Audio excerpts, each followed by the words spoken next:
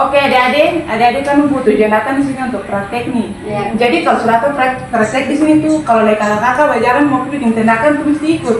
Jangan duduk-duduk saya ditampar, nanti kamu mesti dapat tindakan. Besok-besok kamu kerja kamu sendiri bikin apa?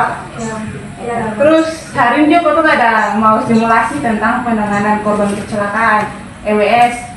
Jadi nanti Jesse, JJ, Tina, Nia, Keisha kamu jadi tim IGD. Iya.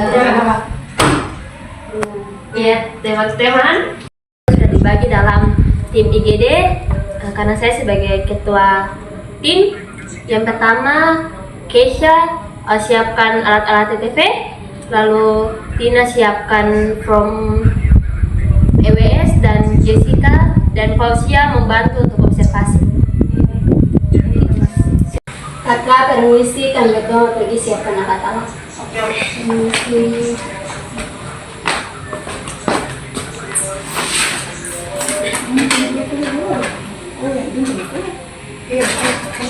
Mesti muka apa? Tidak, nanti dia Cek, nanti ketemu kita dulu ya, dulu. Lalu tiba-tiba kita masuk langsung. Tanya alatnya sederhana, apakah kita masih bisa belajar EWS? Iya, yang penting kita paham konsep aplikasinya.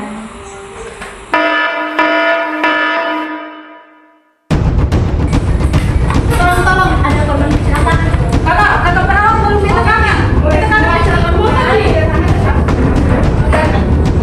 Mau pergi kakak? Bawa.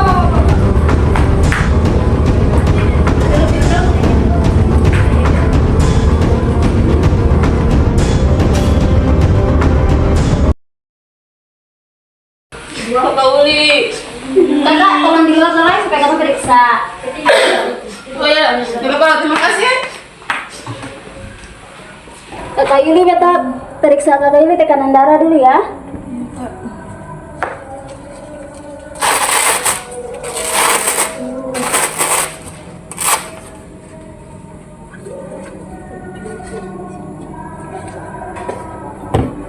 Permisi ya kakak, tahan sebentar ya.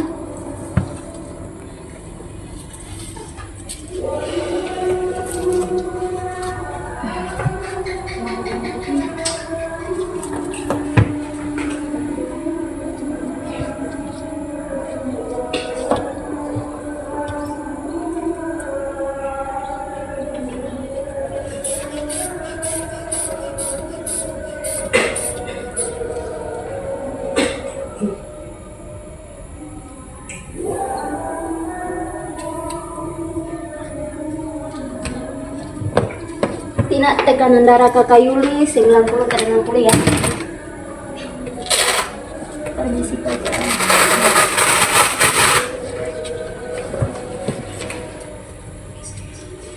Tina, tekanan darahnya 90/60 ya. Iya, Kak.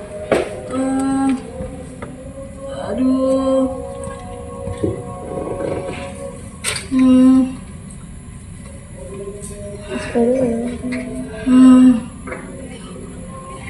SPO2 88 ya Tina. Iya, Kak. Nadi 130 ya. Iya, Kak.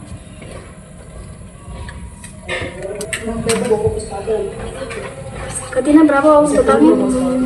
Baik, saya hitung EWS score dulu. Respirasi 32 kali per menit. EWS-nya 2. Saturasi rendah 88%, skornya 3. Sistolik 90, skornya 2. Nadi 130, skornya 3. Kesadaran agitasi skornya 1. Suhu belum diukur, berarti normal, skornya 0. Jadi semuanya 11. Hah, EWS 11? Itu kategori apa? Kategorinya very high risk, perlu tindakan segera. Hah? Kakak saya kenapa, Kak? Bahaya kenapa, Kak? Adik tenang. EWS 11 artinya kami segera panggil dokter.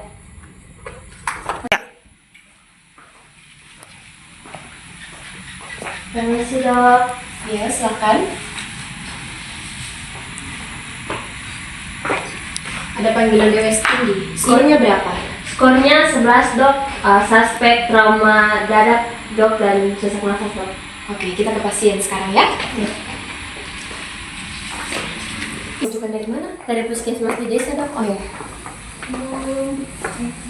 Permisi ya.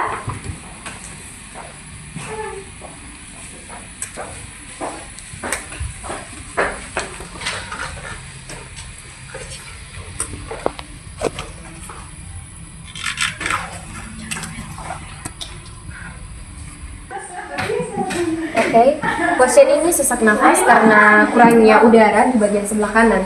Jadi dicurigai pasien ini adalah pneumotoraks ringan. Jadi tolong siapkan untuk alat-alat untuk decompression, oke? Sekarang. baik. Oke, tolong panggil keluarga pasien ya. Baik, Dok. Wih, jadi harus di sini. Permisi Kak, kakak dokter pengacara. Iya, silakan duduk, Ibu.